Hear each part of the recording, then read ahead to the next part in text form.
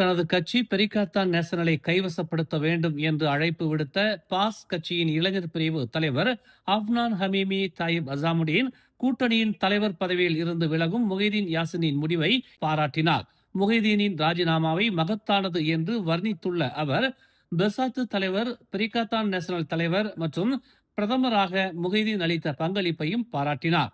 COVID-19 தொற்று நோயின் உச்சத்தில் இருந்தபோது நீங்கள் நாட்டை காப்பாற்றினீர்கள், அதை மீட்டெடுக்க உதவினீர்கள். இது நம் அனைவருக்கும் உங்கள் மிகப்பெரிய பங்களிப்பாகும்.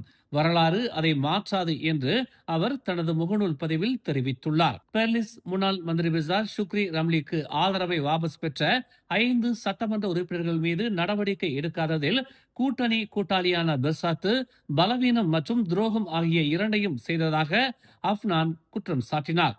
இது மாநிலத்தில் அரசியல் நெருக்கடியை தூண்டியது. பெர்சாத்துவின் அபுபக்கர் ஹம்சா புதிய பெர்லிஸ் மந்திரி பெசாராக நியமிக்கப்பட்டார். இது சமூக ஊடகங்களில் பல தலைவர்களால் பல பதிவுகளுக்கு வழிவகுத்தது.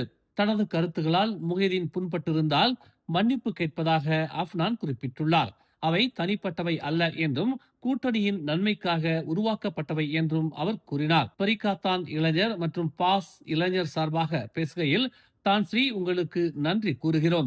உங்கள் பங்களிப்புகளை இறுதி வரை நினைவில் கொள்வோம் என்று அப்னான் கூறினார். மேலும் செய்திகளை தெரிந்து கொள்ள தமிழ் மலர் இணையதளம், தமிழ் மலர் செயலி மற்றும் மலர் டிவி யூடியூப் சேனலை வலம் வாருங்கள்.